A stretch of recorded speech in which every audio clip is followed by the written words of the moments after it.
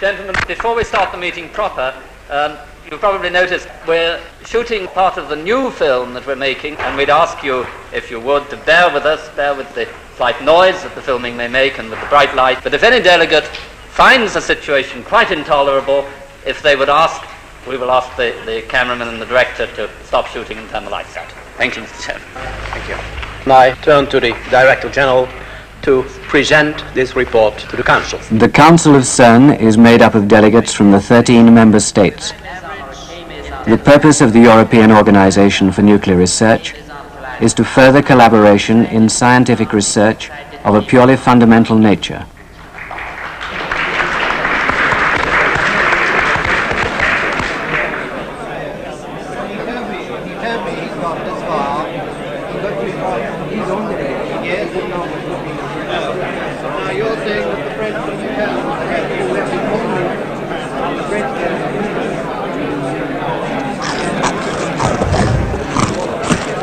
CERN is not concerned with nuclear power and does no military work.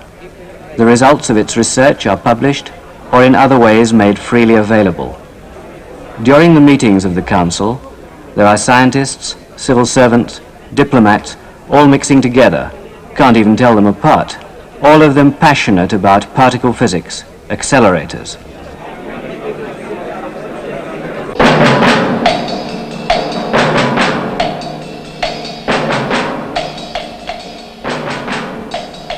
On a souvent dit que CERN naît d'un désir commun de physiciens d'avoir des instruments de travail qui n'étaient plus à l'échelle d'un seul pays en Europe. CERN arose from the common desire of European physicists to have equipment bigger than a single country could provide. But this is only a part of the story. At that time, diplomats and statesmen in Europe were keenly interested in the idea of European unity and wanted to see this exemplified in an important cultural enterprise. 1951, UNESCO calls an intergovernment conference. 1952, Geneva is chosen as seat. 1954, site work begins.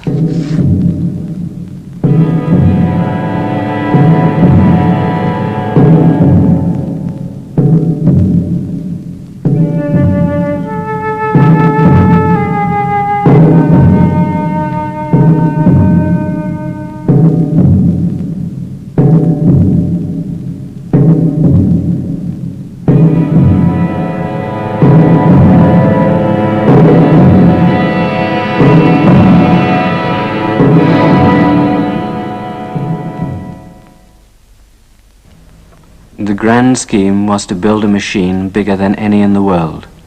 It was a project that was both ambitious and clearly defined, but it was going to need the breaking of new ground all the way.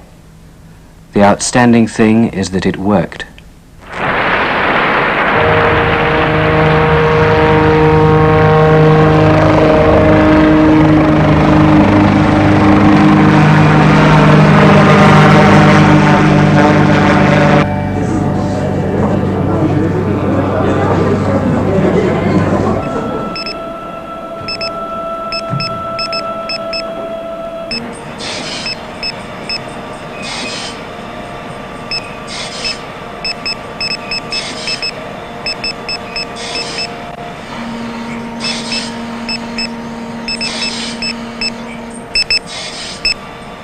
Les outils principaux du CERN sont deux accélérateurs. Two accelerators are the basic research tools of CERN. The larger of these, imparting an energy of 28 GeV, is built in a tunnel 200 meters in diameter. The particles are injected via a linear accelerator into a tunnel 2/3 of a kilometer round, where 15 radio frequency cavities provide the acceleration and 100 magnets keep them on a constant orbit. 500,000 turns in a second, then onto a target. The fragments which result are studied in the experimental halls.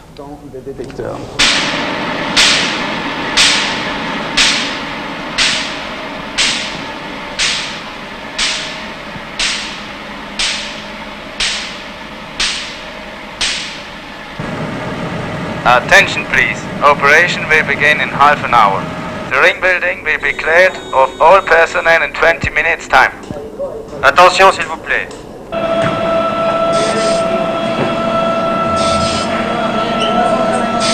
Attention please. Operation will begin in 10 minutes. All persons must leave the ring building now.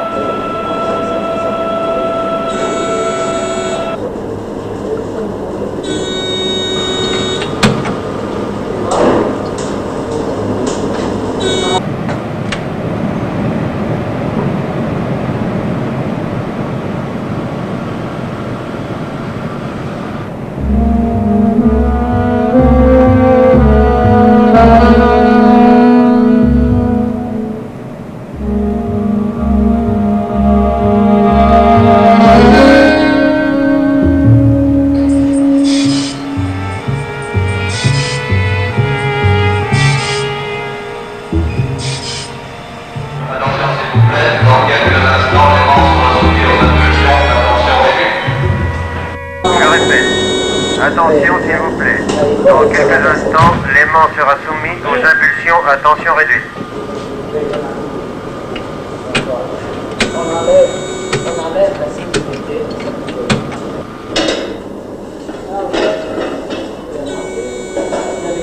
Attention, you are in danger.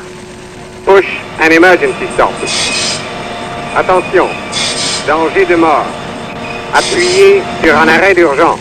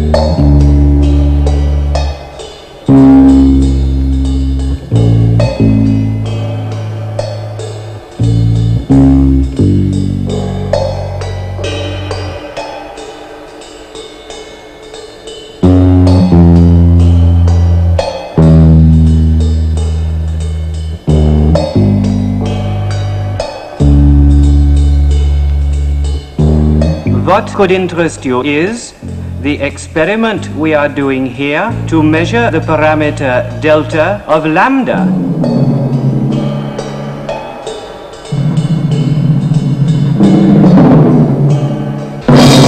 Hey, hello! Hi! Do you like that I explain you G-2 experiment? Sure. Okay, look, how you can imagine, obviously, this experiment is quite a difficult experiment. What you have to do, really, is to make to improve the accuracy of the whole G-2 experiment of a factor 20.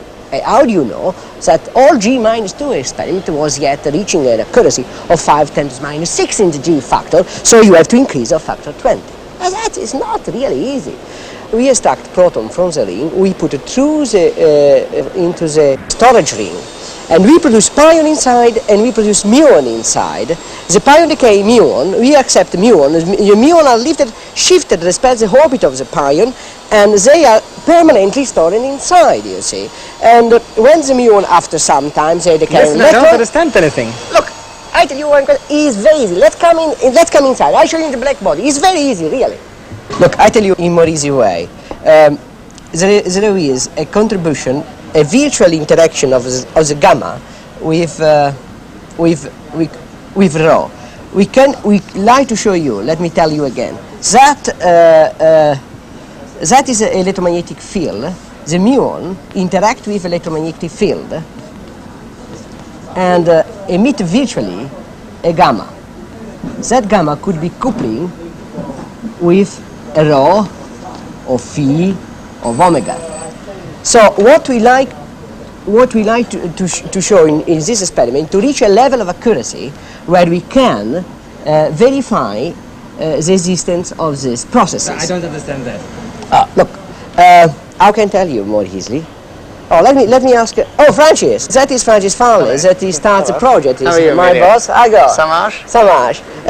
Could you explain, Francis? Nice. Don't write these things out. Okay, this is a ring magnet. Yeah. Okay. Yeah. and we have a target in the ring, and we come in here with 10 GeV protons. And this produces pions, and the pions start to go around the ring. Yes. Now, on the way round, the pion turns into a mu plus neutrino, and the mu, John, why don't you tell him about that? Well, you have these muons flying around here, and what we want to see is what direction the muon is pointing. To start with, the muon is pointing in this direction. After that, it goes many times around here, and then you see it's pointing that way. Now, how do we tell that it's pointing this way? Because it hasn't got a little arrow on it. Yeah. Can you explain about how we detect the electron coming from it? Yeah, of course. What happens is this. The muon, when it turns around, fires an electron, like a cowboy firing his gun. Bang, bang, see? So a single muon fires at random. You can't tell where the electron will go. You know that the muon have the K electron. I don't understand anything. Like, you know what an electron is. It's what you see in a television. Let's go down and see the muon start, and then you may understand better. Okay. Let's go down. Let's go down. Come on, you want to see this muon ring? In which direction the muon is pointing. Not a single muon, but if you have 1,000 muons, you can either say they're all pointing that way, or they're all pointing that way. This is very easy, because a single muon is like a drunken cowboy, who when he fires his gun goes bang, bang. This is quite random, you see. But if you look at 1,000 drunken cowboys and they're all firing, you notice that on the whole, most of the shots go that way, and not so many go that way. There's a slight bias, right? Now, you have all these drunken cowboys which are racing past at high speed this time. And since they're going so fast,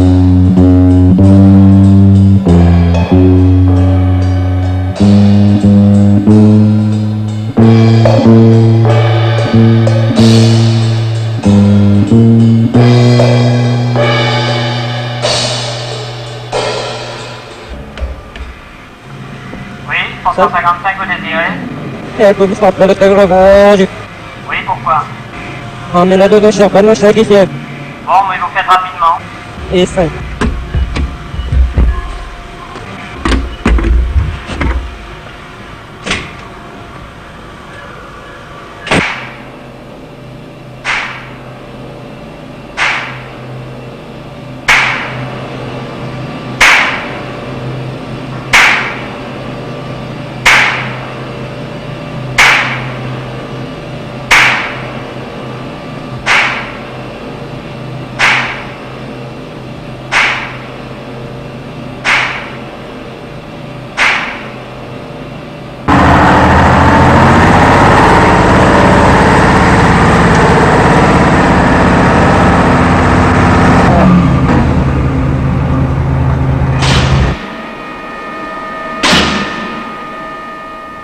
This is CERN's 2-meter bubble chamber. By means of this machine, which compresses, then decompresses liquid hydrogen about its boiling point, it is possible to see the tracks of subnuclear particles, the smallest particles known to man.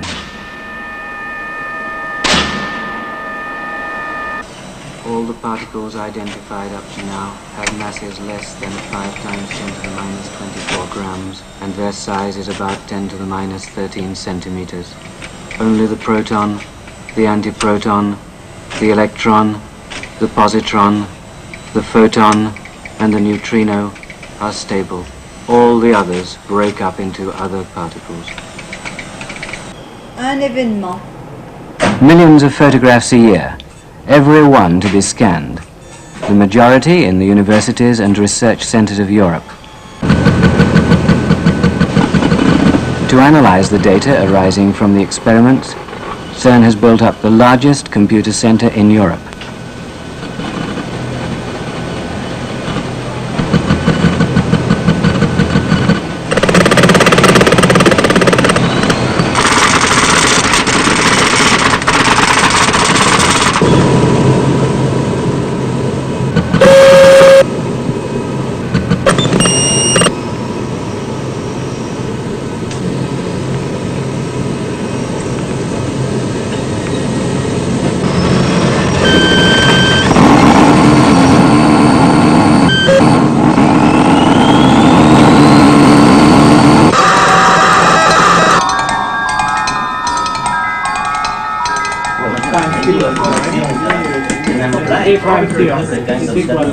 If k is 0, k prime is equal to prime. Yes, but the question is the following. Remember, yes, but this is what happens. You cannot neglect the k-square dependence. Yes, but you cannot neglect the k-square. Mathematical relations Dependence leads to the belief that mesons and baryons have an internal structure and that they are built up from one fundamental object called quark.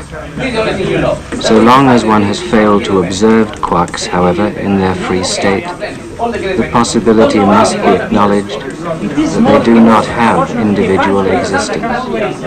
They might in fact be objects of a purely theoretical kind, which simply represent the internal structure of the particles. This can be merged into here. And then some k-square dependence.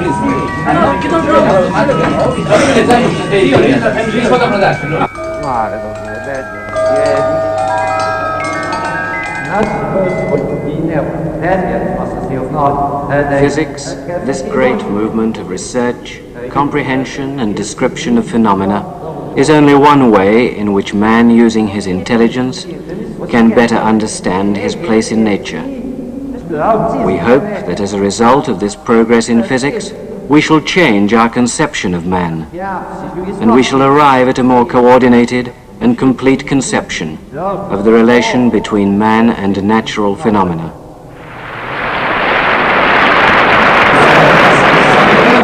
Tell me he's got this far, but he's on the way. Yes. You're saying that the French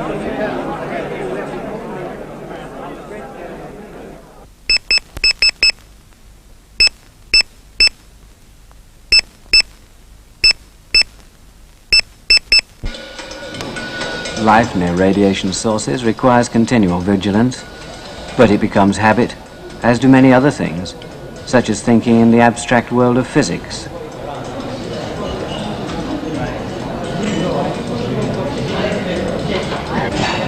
CERN is a great meeting place, always changing, with scientists from the world over in intellectual confrontation, exploiting the facilities that CERN provides, then returning to their own centers to teach and encourage others to probe still deeper.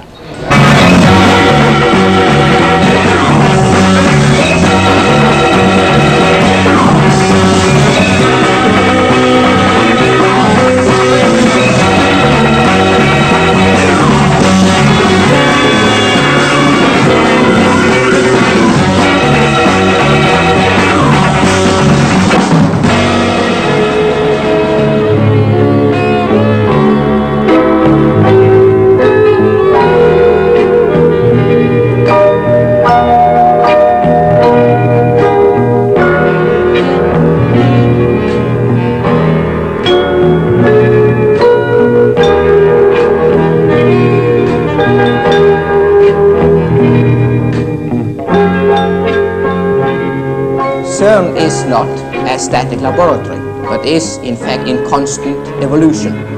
One of its aims is to reach the highest possible energy, and it is for this purpose that we are building the intersecting storage rings at the moment.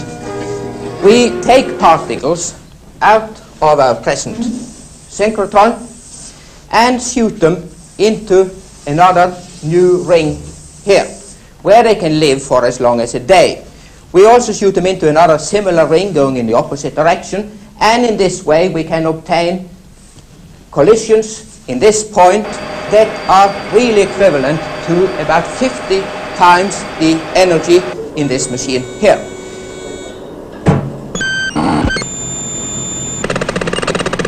It is a surprising fact that in order to study those tiny particles, one needs the highest energies and the biggest laboratories.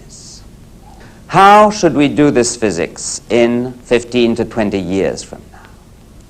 Well, we have a project for this. The present very large accelerator, the largest in the world, has about this size. Well, we believe very firmly that to continue this search in the unknown, we will need a much larger accelerator at a much higher energy, 300 GeV. This is what Europe needs for the coming decades. Après tout, on peut se demander si un laboratoire comme ceci, ou bien un laboratoire encore 10 fois ou 100 fois plus grand qu'on pourrait faire dans l'avenir, va continuer à produire des résultats que même le scientifique le plus pur trouve intéressants. Après tout, là aussi, il y a une extrapolation. Nous ne sommes pas sûrs qu'il n'y a pas un bout à l'élucidation des phénomènes. Nous ne sommes pas sûrs qu'il n'y a pas une fin à la recherche dans une voie donnée de la science. Il se peut, après tout, que certaines voies bien précises de la recherche scientifique pure aient un aboutissement. Il se peut aussi que ces voies, au lieu d'avoir un aboutissement... We could ask if a laboratory like this, or a laboratory 10 or 100 times bigger, will continue to yield interesting results. We cannot be certain that there is not a final explanation of these phenomena. But it is possible also that instead of conclusions, we will make new discoveries, leading to more and more remote fields, but with each step richer in content than the one before. These two possibilities exist also from the point of view of the technological application of science. It is impossible to forecast. Mais imagine, donc là, il y a toujours le jeu du hasard. Les prévisions sont impossibles. Application importante parfois, application manquante dans d'autres cas. Mais imaginons pour un moment que ce soit ainsi, qu'une ligne de recherche scientifique qui se développe, qui est riche en contenu scientifique pur, c'est-à-dire dont les résultats sont d'un intérêt intellectuel. But let us imagine for a moment that a line of research is developing whose results, although interesting on an intellectual plane, have from a certain point in time no foreseeable application for centuries. It could still be of great benefit to man because the philosophical consequences, the consequences of man's thinking, could be important. Relativity theory, for example, has had no practical application, but its impact on the conceptual level has been very great and will influence man's thinking for generations. We can also call this an application. Et de même, on peut avoir des développements scientifiques qui, sans donner d'application qui intéresse l'ingénieur, ont des conséquences qui intéressent le philosophe, qui conditionnent le mode de pensée de plusieurs générations. Et ça aussi, peut-on dire, c'est une application.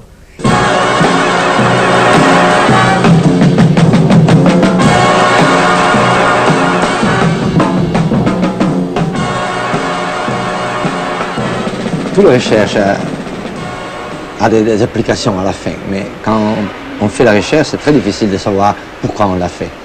Quand j'étais plus jeune, la recherche était beaucoup moins chère. On travaillait sans penser à l'argent.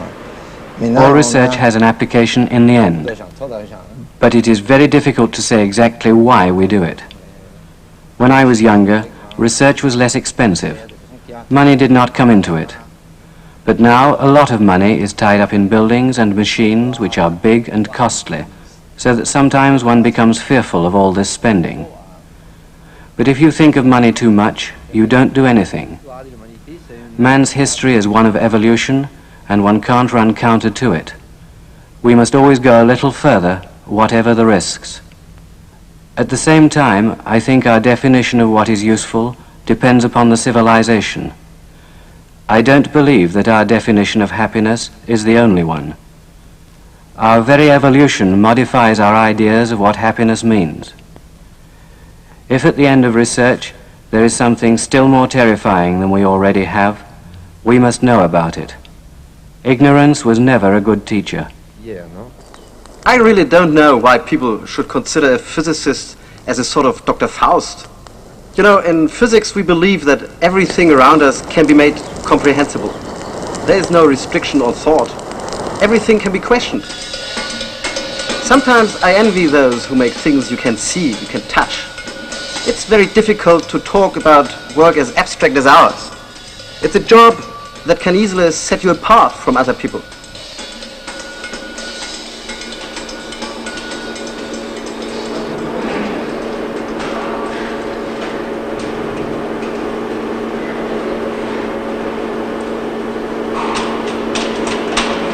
Physics is a fantastic world. Theories which at first sight appeared incredible finish up by matching experiment. Of course, one could decide just to vegetate, but why not use our minds to understand the nature of the universe in which we live? To CERN, this 200 acres, half in Switzerland, half in France, come scientists from the universities and research centers of the world. For a few weeks, a few months, or a few years. Why? Quite simply because the problem is there, waiting to be solved. International collaboration at CERN has become a fact, but we are convinced that this type of cooperation can be extended also to different fields and help to solve other problems of mankind.